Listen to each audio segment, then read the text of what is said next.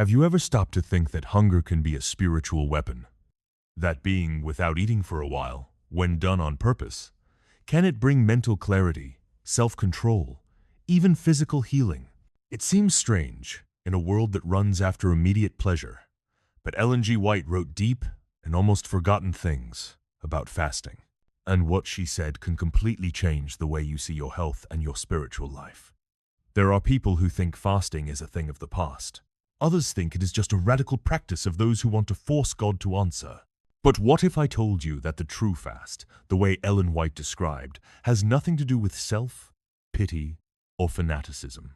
It has to do with balance, purification of body and mind, and even preparation for final events. Have you ever felt you need a restart? Something that aligns you with the sky and detoxifies your heart?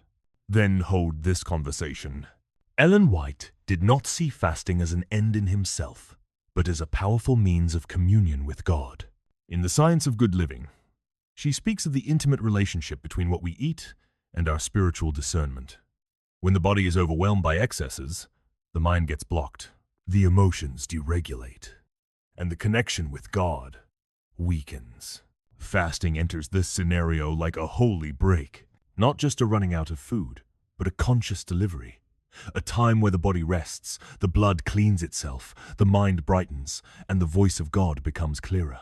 In his writings, Ellen White also associates fasting with decisive moments of life. Before great decisions, she recommends periods of fasting and prayer, not for superstition, but because fasting silences distractions and strengthens the will. She mentions that even the Salvador fasted before starting his ministry. Does it tell you something? How to expect to face the end-time proofs if we don't even train our mind and body to hear the voice of God clearly? Ellen says that many fail in spiritual battle because they live overloaded by their own habits, and fasting is a way of breaking this cycle. Now, think to me, why do themes like fasting hardly appear in today's preaching? Is it because he directly confronts the modern lifestyle? Ellen White was very clear. Intimates, excessive food, drink, stimuli is one of the biggest causes of humanity's spiritual and physical weakness.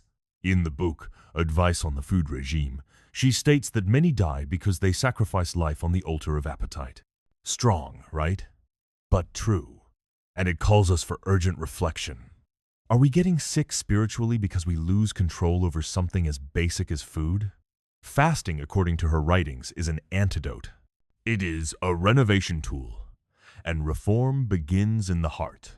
It is not just about changing the menu, but of rediscovering the balance between body and spirit. The very concept of purification goes beyond symbolic language. Ellen White talks about real cleaning, blood cleansing, organs, mind. It describes how fasting can alleviate the digestive system, allow the body to heal from inflammation, and even restore mental functions impaired by excess stimulus. In other words, fasting is not a punishment. It is an act of care with ourselves and with the presence of God in us. And when she talks about health, it's not just physical. Ellen White deals with the human being as a whole, physical, mental, and spiritual. She writes that careful fasting united with fervent prayer brightens the mind and makes it easier to distinguish right from wrong. This has practical implications. Do you know that difficult decision moment? That prayer where God looks silent, the mind dull by bad habits, may be the obstacle. Fasting opens space. Turn the noise off. Take the soul of the automatic. It helps us remember who is in control and who should be. But it also makes an important warning. Fasting should not be done recklessly. It is not to be an extreme penance. In Testimonies to the Church, she explains that fasting for long periods is neither necessary nor safe, and that there must be common sense. Each body is different. Each circumstance is unique. The purpose of fasting, according to her, is spirituality, clarity, and not physical suffering or emotional wear. Balance is the central principle. It even recommends in certain cases partial fasts. For example, reducing the amount of meals or simplifying food to the maximum for a given period. Now, think of the current scenario. Rush, stress, fast food, excess information, anxiety, insomnia. We live in a time of constant stimulus, and the body feels the mind suffers, the soul screams. In this context, fasting can be a kind of divine pause button, a chance to reconfigure our pace. Ellen White connects this with the preparation for the time of the end. Yes. She takes the conversation to this point. According to her, those who do not learn today to dominate the appetite will not resist the pressure that will come. Appetite control was Christ's first temptation in the desert, and it will be one of the last evidence for God's people. It's much more serious than it seems. Fasting is then an essay for faithfulness. It is a school of self-control. And Ellen White insists on it. She doesn't see the appetite as a detail.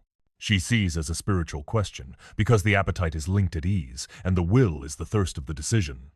Those who lose their own rule because of food loses the dominion of their own life. And this resonates in each area, in relationships, in financial decisions, in the way of dealing with pain, sin, temptation. Fasting reveals who is in charge. And now comes the most delicate part. Fasting also has the power to restore spiritual sensitivity. Ellen White comments that many Christians are so dull by the indulgences of the flesh that they cannot hear the voice of the Spirit. Strong that, but we feel right. Sometimes we pray and it seems that nothing happens. We read the Bible and it does not speak. Let's go to the church and we go out equal. Perhaps the problem is not heaven. Maybe we are. Perhaps our mind is so full of distractions, sugar, anxiety, that the voice of God is muffled. Fasting is a way to recalibrate this frequency. Therefore, she encourages fasting periods before making important decisions, before starting new projects, and especially before great spiritual battles. Because at these times, more than physical strength, what we need is discernment. And discernment comes clearly, and clarity comes with silence. The silence of the food, the silence of the body, the silence of the soul. And in this silence, God speaks, and speaks loudly. Now I want to ask you a sincere question. When was the last time you stopped everything all to seek God's presence in depth? Have you tried fasting not to ask for something but to hear better? Not to prove holiness but to seek humility? Tell me in the comments, what do you think about fasting? Have you ever practiced? Have you ever felt your effects? Let's talk about it. Share your experience. Someone may need to read exactly what you will write. And if this content spoke to you, share it with someone who needs this awakening. Fasting is not just an old practice. It is a spiritual key, a transformation tool, a divine remedy for an intoxicated world. Ellen White showed us that health and salvation walk together, that care for the body is also an act of worship, and that dominating appetite is a step of preparation for eternity. Thank you so much for staying here. May this message bear fruit in your life. Fruits of balance, clarity, and a stronger connection with the sky. And remember, God speaks, but sometimes we need to silence the body to listen to the soul.